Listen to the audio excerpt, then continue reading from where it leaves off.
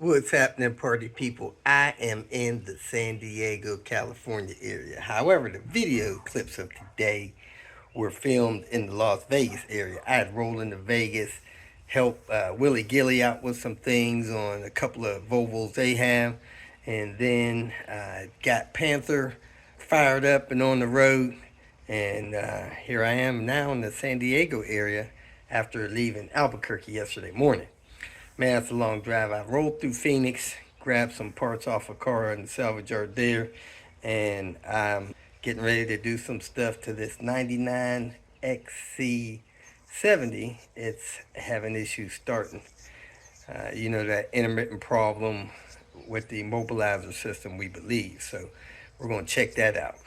Now, last night on my way here, I rolled across the Arizona line into California and realized, man, gas in California is 30% higher than in Arizona. So I hit that first exit, turned around, and went back into Arizona and filled up my gas tank, got me some food to eat, and rolled on in here last night. So I won't be here long. I got to do this, check on a couple things in the LA area, get back to Nevada because I got a flight leaving out of Nevada early in the morning on Friday. I mean, like, dark 30.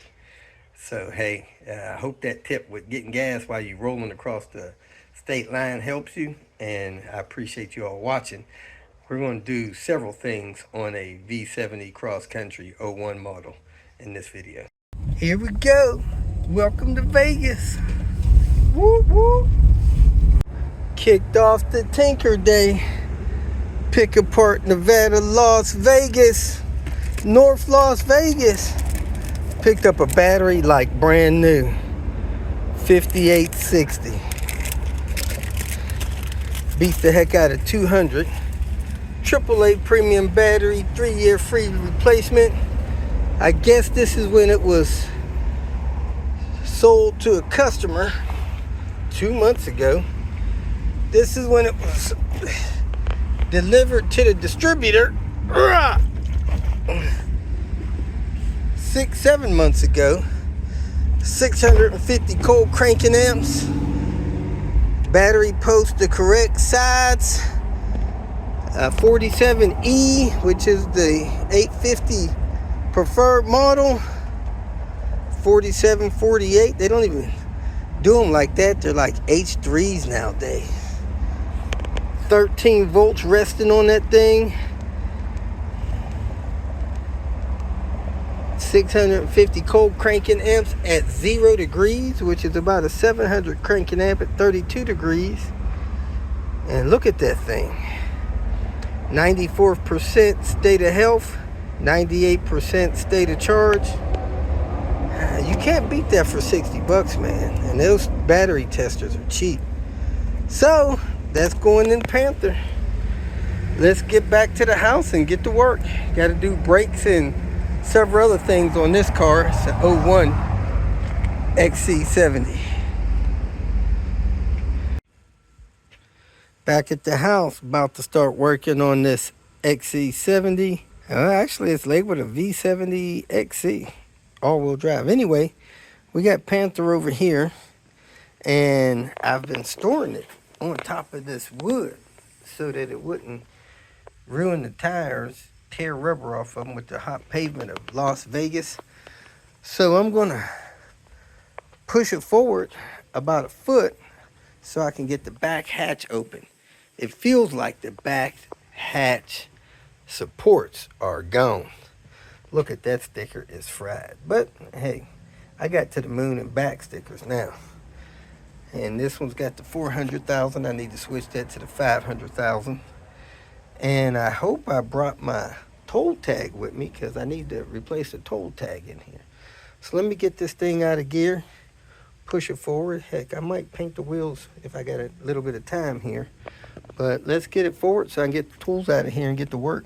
I got the battery for it, but I don't want to start it yet. I'm considering pulling the plugs and putting a little oil in the cylinders, but I may not do that. But let me just push it forward.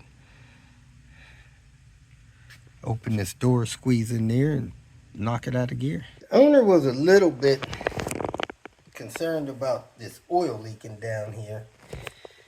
And cam seals and crank seals normally don't leak all the way out on this panel. Yet we replaced the crank seal on here. Man, I don't know if it's been a year ago. And we replaced the cam seals on there a couple months before that.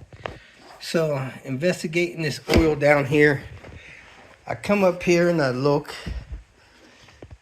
and there's a lot of oil on this power steering reservoir. A little bit leaking out of here, even though it's double clamped, seeping out of there, leaking out of that bottom hose. One clamp on it, and I put my hand on the bottom of the hose where it dips down, and my glove got wet. So that's where that oil's coming from, power steering fluid. So we need to check the balance of that, and it's a little low. It's not on the dipstick. Let me dip it, see where it is, dry it off. Car is hot. I drove it. You see there's nothing on the stick there,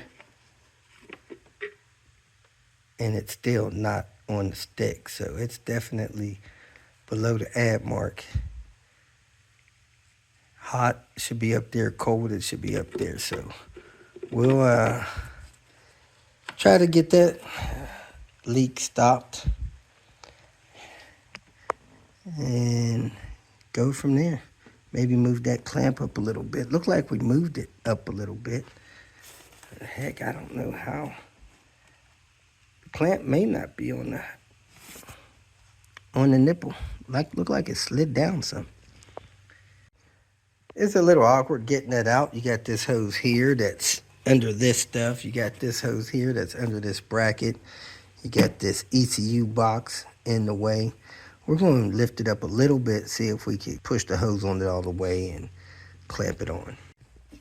That hose is definitely sliding off of that reservoir. Let me loosen that clamp and get that up, pushed on there. All right, got that all taken care of. I'll put back together. I'm going to take this bumper off. We're going to replace these corner lights in here. Let me see if I can find those light bulbs. Well, heck, I got the parking lights on in the car, and I don't have any of these lights on. That must be a fuse or a relay problem. I think the ignition is on. Yeah.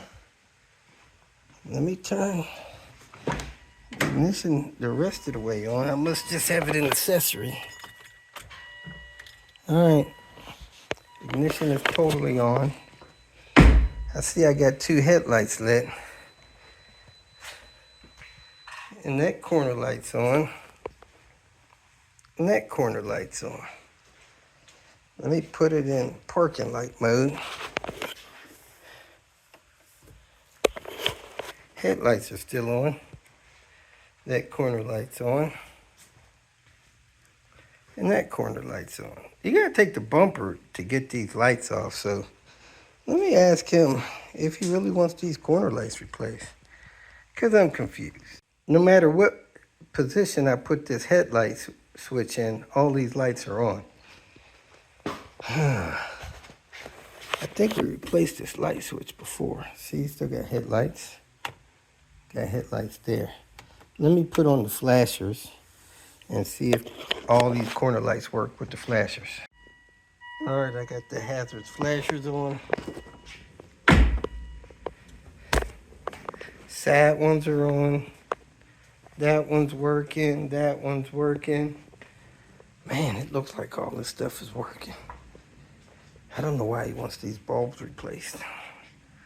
Let me ask and work on the brake lines in the meantime. Make sure my brake fluid reservoir, well, we're going to flush the brake system anyway so that reservoir could run low if it wants while I replace these brake lines. Now this is considered a P2 Volvo. It's a V70XC, and they just went to XC70 a year or two later. This is a 01, and we're going to replace the front brake hoses. Let me show you why. Over the years, brake hoses wear a little bit. They fail a little bit under pressure, and they get cracks in them. When I see the cracks is when I replace them. See that brake hose there? You bend it, That crack is in the outer rubber. That's probably an indication that the brake hose is getting old, worn. When you push on the brakes, it probably pressurizes this line and may cause it to swell a little bit. So we replace it. We're going to take it loose here and take it loose at that joint right there. And when you put it in its sleeve there, you want to put it in a position that it rests like this. Not rubbing against the strut, not rubbing against the frame of the car, just kind of in the middle so that you don't have any wear on the brake hoses, and they fluctuate when you turn. Let me make sure I got the right parts here. Send a message to the owner regarding the brake hoses. In the meantime, I'm going to try to replace this turbo supply hose to the TCV. See if I could even see it. So your turbo control valve is here. And this hose here goes to red, and that goes under the turbo inlet. And he couldn't reach it, and he wants to know if I can reach it. Oh, the airbox hose is loose. Not sure why that's loose. It looks like part of the scoop is missing too. Anyway, let's see if we can get to that from underneath. If you go under the car and look up behind this angle gear, you can see where that turbo line goes. And the hose that was on there was just barely on there, so I pushed it off by hand. I'm going to try to reach up here and put this one on, but probably going to have to take off that intake tube. So from the bottom, I pushed that red hose up there. It's right near the tip of that turbo thing. That's where it ended up. I'm pretty sure I got to take this intake tube off. The black hose right there under it is the one that slid off of it. So I'm going to have to get that.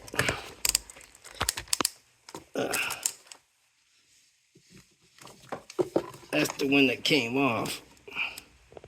So let me see if I could reach and put that red one on. And there just ain't no room to get your hand under that intake tube. It's got to come loose. This one's actually not in bad shape, but they replaced a couple of the other ones and wanted to replace this one. And here it is here. It's kind of soft here, but it's a pressure hose, so it pressurizes. But we got this new red tube silicone we're going to put on there. I'm going to try to reach my hand past this stuff under there and plug it in. I doubt I'm going to be able to reach. I'm going to have to remove this turbo inlet pipe from the airbox down to the turbo. And I may remove this, because removing this will give me easier access to the clamp on top of this, down on top of the turbo. So let me see if I can reach my hand down there. I doubt it. And if not, I'm going to pull this stuff apart and put that hose on there. There is absolutely no way to get your hand on that turbo pressure nipple under that turbo intake.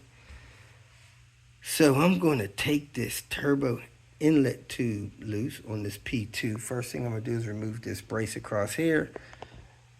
You remove this here, which is probably a 15 and a 17, maybe 13 and a 15. We'll see here in a minute.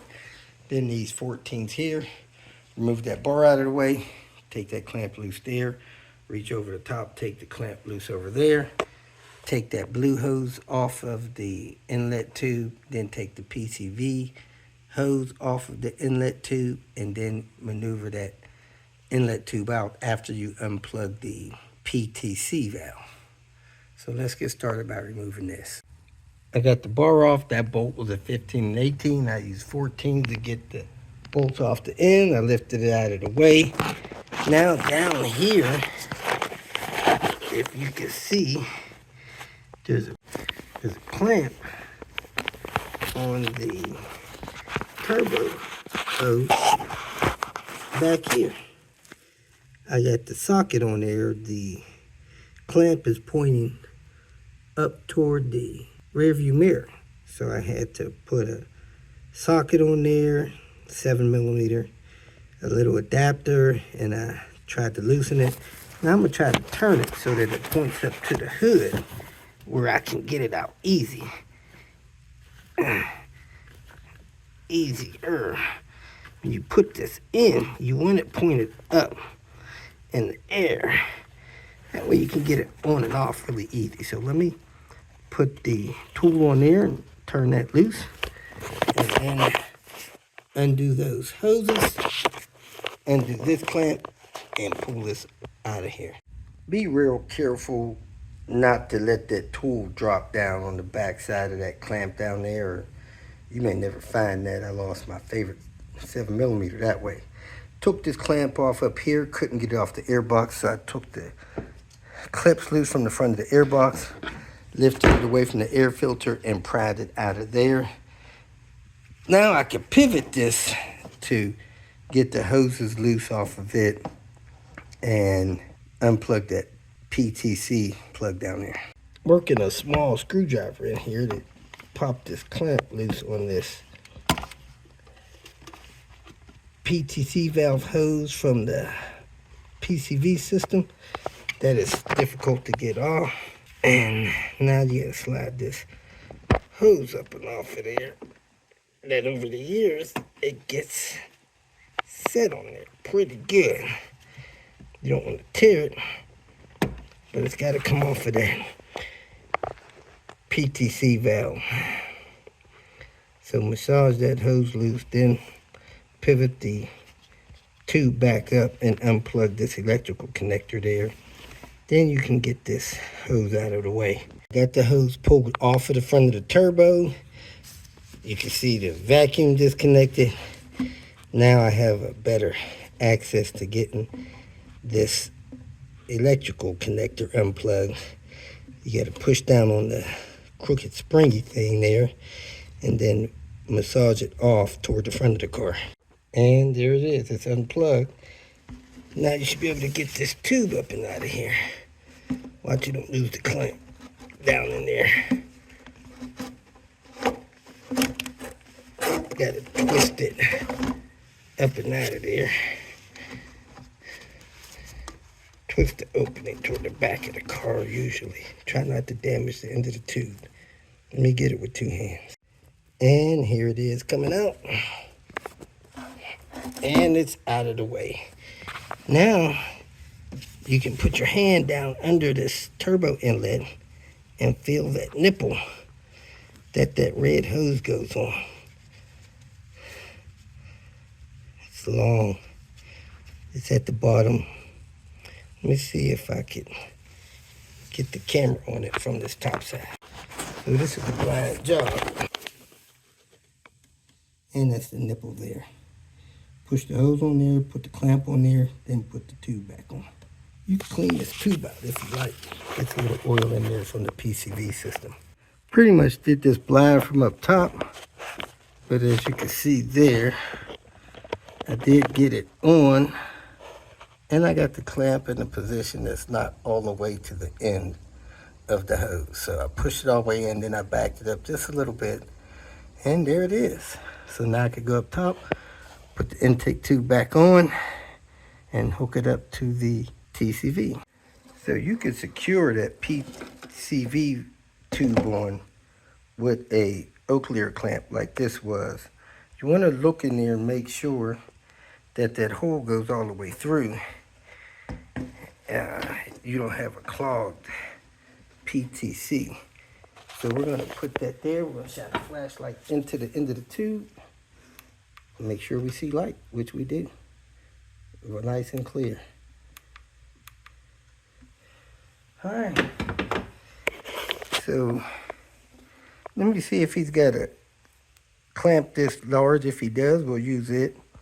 You can also use a zip tie, but really, this is a suction. Really don't need a clamp on it at all. But you want to put a clamp on it just to make sure. You want to make sure that's open too. And you got another opening there. So you want to make sure all three of these tubes are open, these ports. That one's open, and that one's open. So all three are open. So you got three lines hooked on here. You got your PCV wraparound hose, which is this right here. Piece down there goes on there. You got this hose here, which comes off through this check valve. That plugs in here. And then you got your blue line here that connects onto there, down there. So let's make sure we get all three of those on. I'm gonna get this clamp on. I'm gonna wipe this oil out of here. Anything out of there, because that stuff gets sucked into the turbo. Could be a problem. You don't want to damage your turbo. Be careful with handling this tube. You want to break this stuff. And I've seen some people put like a rubber band around the turbo to stop the seepage from your PCV system getting sucked in here and leaking around the inlet turbo, which is not a problem at all. It's just something you'll see on the bottom of a turbo. There'll be a drop of oil on there, and that's where it comes from. Your PCV system, breathing hot oil vapors back into your turbo. Again, that PCV hose that plugs into this intake tube has vacuum on it. You can put one of these Oakley clamps back on there. You can put a worm clamp on there. You can put a zip tie on there. I'm a zip tie. Really don't have to do that because it's a tight fit, but we're gonna make it airtight. Check the air filter, check the engine air filter since it is up and accessible. And it says it was replaced a couple months ago at 230,000 miles. And man, that thing is really clean. So put this back in, plug this hose back on there. Before you tighten down the clamp in the back, you want this in the most comfortable resting area, even though it has a accordion pivoting joint there. And it's all done. This is the tools I used. Small needle nose pliers, 7mm socket, extensions, ratchet wrench, 2 flat tip screwdriver, a standard one and a thin one, a breaker bar, 18mm socket, 15mm socket, 15mm box end, 18mm box end. And that was it. And we got the brake hoses. They were in a cabinet for some reason over there in that cabinet drawer. So we got those to put on. So let me top off this power steering fluid and then get on those brake lines. We're going to replace the cracked brake hoses on this Volvo V70 Cross Country 2001 model.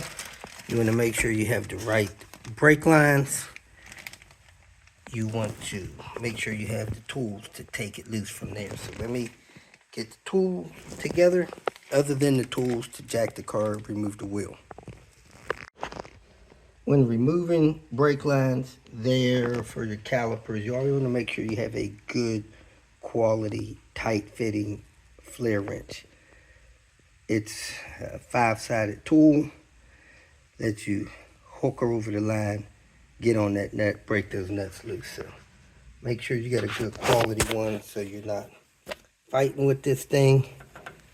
Put it over there and break that loose. And it looks like my 11 is too small, so I may have to get a 12 or 13 size. On this Volvo, the metal line is a 13, the hose is a 14. So you want to hold the hose with the 14, break the line loose with the 13. This bracket is supposed to hold the line, and sometimes it does, but you don't want to bend the bracket. So hold the hose on this side with a 14, and the bracket is more or less a guide to let you know which way it comes in. Now I'm going to put a tool on here. My guess is that's a 14 as well. So you want to break that loose with a 14. All right, they're both broke loose. Now you want to put something under the car to catch the fluid.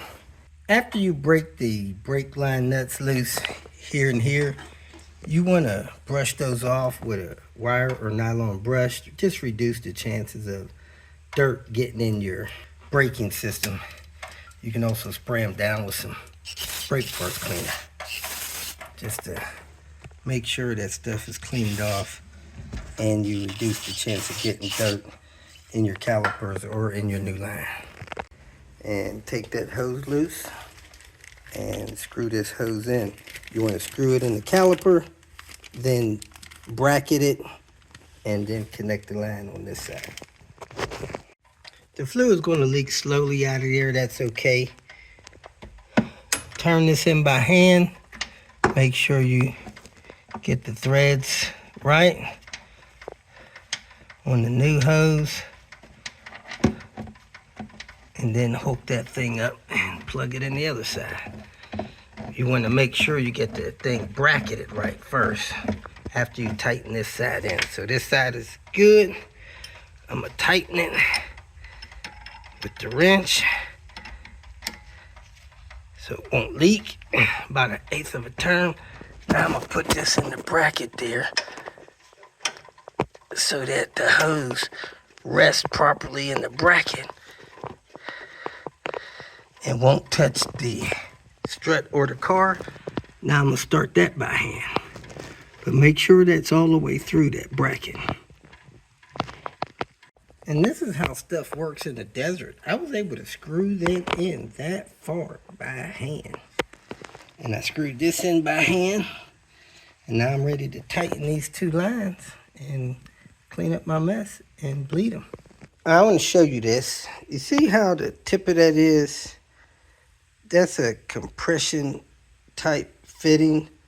When you screw that in, this will fit tight in the top of the caliper, and it'll squeeze in a little bit, creating the seal. And on this end, it's got a bevel tip in there. That brake line will go in there and it'll seat in there and compress. Make these tight, but don't over tighten them. Over tighten them, strip them, mess them up. Make sure you start them by hand, and make sure you clean that brake fluid off everything it touches. You see it's yellowish there. Most brake fluid is clear, so that's old fluid. Brake fluid is designed to absorb moisture, and when it gets a certain moisture contamination rate, it's bad because it can boil at a lower temperature. The more moisture it absorbs, the lower of a temperature it'll boil at. And you don't want your brake fluid boiling in your hot caliper as you brake. It'll cause the caliper to quit working. If it's boiling, it's putting air in the caliper area, and air does not compress like fluid does. So you don't want that boiling. Then you want to bleed it to get the air out of the line. So next we're going to crack that loose and let that sit open until fluid starts coming out of that. Getting in our drip pan, you can put a little hose on there to direct it so that you don't get fluid all over your brake caliper, stuff like that. So let me remove this dust cap, this rubber dust cap off of there. Do it with a screwdriver or your nail. Then we're going to put a tool on that to break that loose. It's going to be the 11 tool that I had. These are somewhat delicate and rust areas. They will break off on you. Then you won't be able to bleed your calipers. So make sure you don't put too much force on there, breaking that loose. And you shouldn't over tighten those. These need to be snug. They don't need to be tight. So you see it's coming open, fluid's coming out, and as fluid comes out, you see the air's coming out, and it'll gravity feed that out. But you do want to ultimately pump the brakes to push the air out of that line you just installed. And after you get the air out of the line, you really should replace this brake fluid through your whole brake system, because it's old fluid.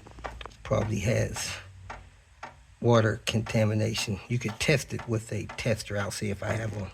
Now I have a hose on there to bleed it down into the pan. I'm gonna go press the brake pedal. And then you want to spray all this stuff off. You don't want brake fluid on anything. It eats through certain plastics. It eats through paint. It's nasty stuff. And of course, while you're in here, you want to take a look at your caliper piston. Make sure that that rubber boot looks good there. You want to check your pads. Make sure you have good meat on your pads. You want to take a look at your rotors. Make sure that your rotors don't appear to be damaged, scoring and all that kind of stuff. So everything looks good. Put that dust cap on there and close this side up. Go do the other side. Now, if your fluid is good, of course you could test it. You don't have to come up here and check it, but you could check the fluid level, make sure it's good, because you take this brake hose off, it's probably gonna drop your level in the reservoir. And you really don't want the brake fluid reservoir running out and air getting down in your lines.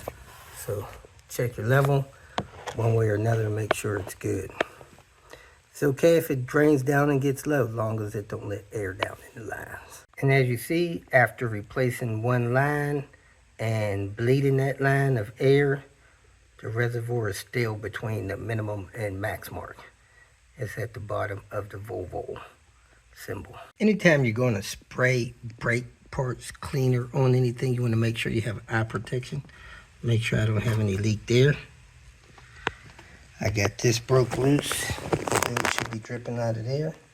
At any rate, I'm going to go inside the car and pump the brakes 3 times to make sure I have all the air out of that line. And if you keep the reservoir cap on, that should allow brake fluid to escape out of here slower. So you want a slow leak when you're replacing this brake hose. Back from lunch. Time to do the rear pads. Bleed the braking system. Take this bumper off and do these corner lights. We're going to do a bumper removal so we can change these corner lights, because we got to take the light assembly out. So let me get this bumper out. There's a video for that. And keep this thing moving. We changed the bulbs on here, but man, let me tell you something. This car has been hit, and we replaced this front bumper with one that is a little better, but the mounting bolts back there don't line up because the frame of the bumper is pushed up and in, and there's a couple of brackets that hold the headlights in that's messed up as well on the lower side of the headlights. But anyway, we got it in, everything's aligned and looks good. And time to drain and fill the transmission. This one has a dipstick that's really hard to get to. You can see it right there. This is one of the few places that keeps God in the center. I won't focus on it. See it yellow there.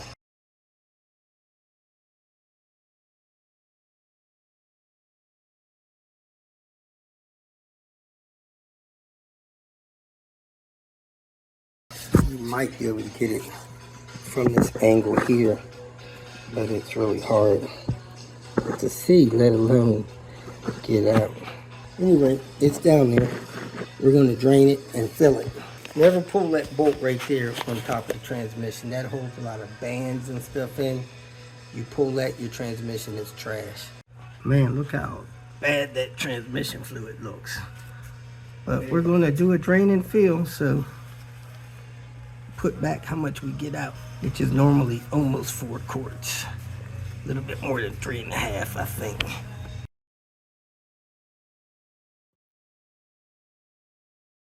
And if we get 4 quarts out, we'll put 4 quarts back. Almost at 4 quarts. But that stuff is black. For some strange reason, I think I dropped the bolt in there instead of pulling it off to the side. So we're barely above 4 quarts. We're at 4 liters. But let me go ahead and find the bolt, put it back in there, and go up top and fill it up. That's the amount of stuff on the bolt head. It's a magnetic bolt head. That's it, wiped off. All that black stuff was on there.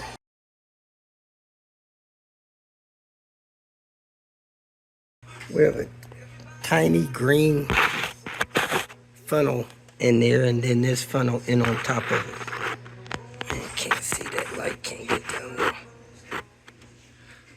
Let's see from this direction. Tiny green funnel in there, and this one funneling into that. And this is the fluid we're putting in.